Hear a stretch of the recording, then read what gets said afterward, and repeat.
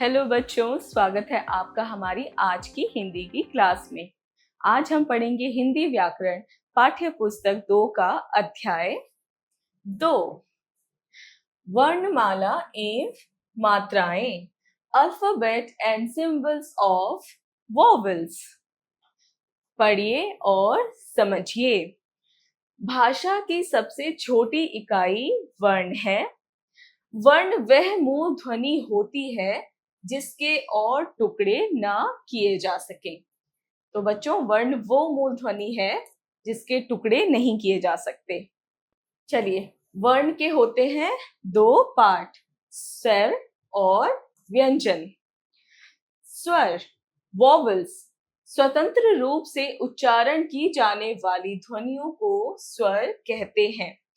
हिंदी में 11 स्वर होते हैं। तो स्वर किसे कहते हैं? जिसका उच्चारण जो है स्वतंत्र रूप से होता है। ठीक है, और हमारे जो है 11 स्वर होते हैं।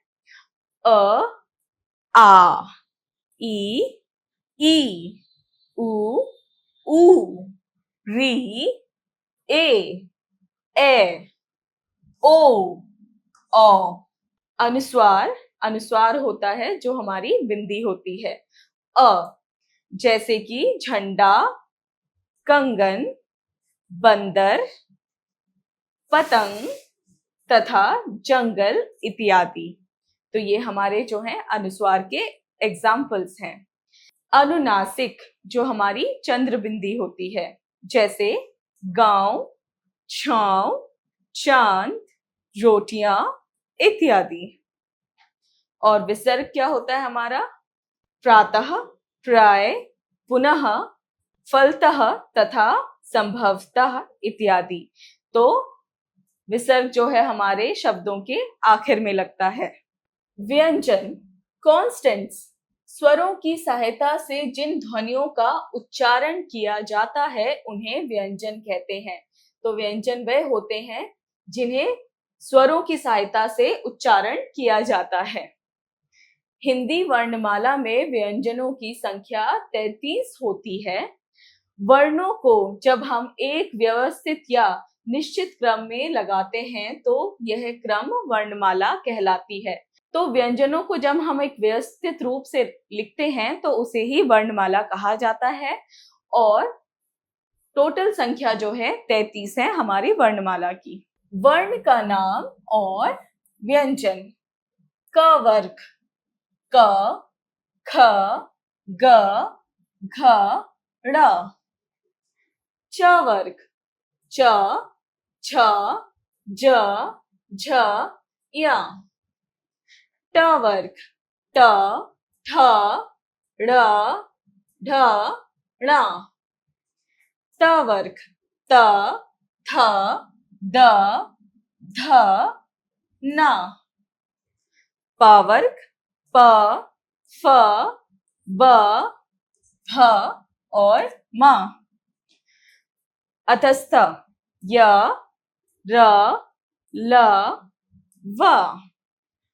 ऊष्म, तो ऊष्म में श, श, स, ह। संयुक्त व्यंजन, क्ष, त्र, ज्ञ, री। और आगत वर्ण है अ, ज, फ। अ अनुस्वार तथा अ विसर्ग ध्वनियां अयोगवह कहलाती हैं। हिंदी वर्णमाला में अयोगवह का स्थान स्वर के बाद और व्यंजन से पहले रखा गया है। यानी कि इनका जो स्थान है अ और अ का जो है स्वर के बाद और व्यंजन से पहले रखा गया है। आगत ध्वनियां, हिंदी भाषा में उर्दू और अंग्रेजी भाषा का प्रभाव होने के कारण कुछ ध्वनियों को इन भाषाओं से उनके मूल रूप में ले लिया गया है। जैसे उर्दू की ध्वनियां ज तथा फ, जैसे बर्फ, दरवाजा आदि। तो हम इसे ज पढ़ते हैं, जा नहीं पढ़ते। दरवाजा। और अंग्रेजी की ध्वनियां ओ, जैसे कि कॉफी, डॉक्टर आदि। मात्राएं, वॉवल साइन। शब्दों की रचना के लिए व्यंजन के साथ लगने वाले स्वरों के चिन्हों को मात्रा कहते हैं। यानी कि मात्राएं क्या होती हैं? स्वर के जो चिन्ह होते हैं। हिंदी भाषा में स्वर और मात्राएं, स्वर है हमारे अ, आ, ई, उ, री, ए, ओ, अंग, आह। तो ये हमारी आ की मात्रा है, ये छोटी ई की, ये बड़ी ई की, ये छोटे ऊ की, ये बड़े ऊ की, ये री की, ये ए की, ए, ओ, और अंग, आह। व्यंजनों के साथ स्वरों की मात्राओं को जोड़कर सार्थक शब्द बनाए जाते हैं। क प्लस अ, तो ये हमारा बना कबूतर। क प्लस आ, तो ये हमारा बना कान। क प्लस ई, तो ये हमारी बना की, जैसे कि किताब। क प्लस ई, तो ये हमारा बना की, जैसे कि कील। क प्लस उ, ये हुआ कु, जैसे कुम्हार। क प्लस उ, तो ये हमारा कु बना, जैसे कि कूदना।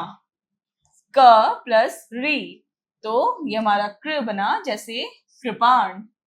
आइए पुनरावृत्ति करें। ध्वनि के लिखित रूप को वर्ण कहा जाता है। तो ध्वनि का जो लिखित रूप है उसे ही हम वर्ण कहते हैं। वर्णों के क्रमबद्ध समूह को वर्णमाला कहा जाता है। हिंदी भाषा में कुल 11 स्वर तथा 33 व्यंजन होते हैं। स्वर होते हैं 11 और व्यंजन होते हैं हमारे 33। स्वरों के विशेष चिन्हों को मात्रा कहते हैं। तो स्वरों के जो विशेष चिन्ह होते हैं वे हमारे मात्रा कहलाए जाते हैं। अभ्यास कार्य, मौखिक कार्य, स्पीकिंग स्किल्स, यानी कि इन प्रश्नों के उत्तर हमें बोलकर देने हैं। दिए गए प्रश्नों के उत्तर बताइए। क, अनुस्वार के कोई 5 उदाहरण लिखिए। तो 5 उदाहरण है हमारे अंक, पतंग, झंडा, रंग और पंख। ख, हिंदी भाषा में स्वर तथा व्यंजन होते हैं। तो कितने स्वर और कितने व्यंजन होती हैं? 11 स्वर और 33 व्यंजन होते हैं। चलिए करते हैं लेखन कार्य, राइटिंग स्किल्स। प्रश्न 1, दिए गए प्रश्नों के उत्तर लिखिए। क, स्वरों के चिन्हों को क्या कहा जाता है? तो बच्चों स्वरों के चिन्हों को मात्रा कहा जाता है। ख, कृपाण के क में किसकी मात्रा लगी है बताइए। तो कृपाण के क में री की मात्रा लगी है।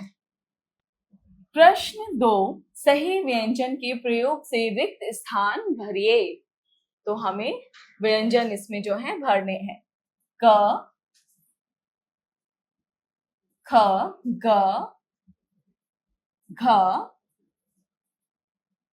ड़, च, छ, ज, झ, य, ट, ठ, ड, ढ, ण, ट, थ, द, ध, न। प्रश्न 3, दी गई पुस्तक में लिखे स्वर तथा व्यंजन को अलग अलग करके लिखिए। तो हमें ये जो दिए गए हैं व्यंजन, इसमें से हमें स्वर और व्यंजन अलग अलग करके लिखने हैं। ए है हमारा स्वर और उ भी हमारा स्वर है और आ भी हमारा स्वर है। तो इसे हम लिखेंगे यहाँ, ए, उ और आ। और क, प, स हमारे व्यंजन हैं। क, प स अ ई ओ, ये हमारे स्वर हैं। अ ई ओ, और र छ च हमारे व्यंजन। त उ ए ओ ल, तो इसमें से हमारे उ ए और ओ हमारे जो हैं स्वर हैं।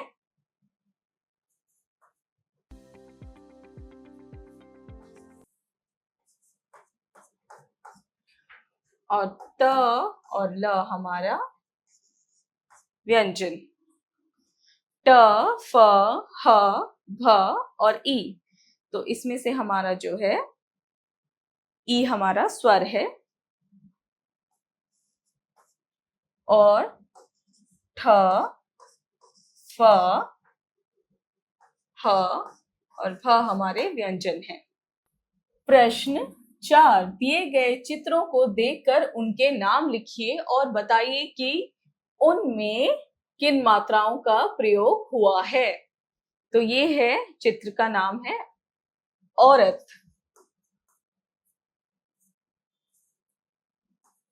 तो इसमें हमारी औ की मात्रा लगी है। झंडा, इसमें आएगी ये मात्रा। सिक्का, तो इसमें आएगी ई की मात्रा। आम, तो इसमें आएगी हमारे आ की मात्रा। शेर, तो इसमें आएगी हमारी ए की मात्रा। लट्टू, तो इसमें आएगी हमारी अ की मात्रा। सोचें, विचारें, क्रिटिकल थिंकिंग। प्रश्न 5, क व्यंजन से बनने वाले स्वर मात्रा युक्त वर्णों को बताइए। तो बच्चों, क व्यंजन से जिसपे स्वर की मात्रा लगी हो, आपको वो शब्द बताने हैं और लिखने हैं। ठीक है। खेल खेल में। प्रश्न 6, सही मिलान कीजिए। क आ ई ई री ए और ओ, ये ऐसे होगा हमारा मिलान। प्रेरणादायक मूल्य। स्वरों का व्यंजन से मेल होने पर उसका रूप बदल जाता है, वैसे ही अच्छे लोगों की संगति से मनुष्य का चरित्र बदल जाता है। तो जैसे स्वर और व्यंजन मिलते हैं और जब उनका रूप बदल जाता है, वैसे ही आप जो है अच्छी संगति में रहेंगे तो आपको भी अच्छी आदतें और अच्छी बातें पता चलेगी। इसलिए हमेशा हमें अच्छी संगति वाले लोगों के साथ ही रहना चाहिए। तो ये अध्याय हुआ यही पूरा। मिलते हैं अगली क्लास में।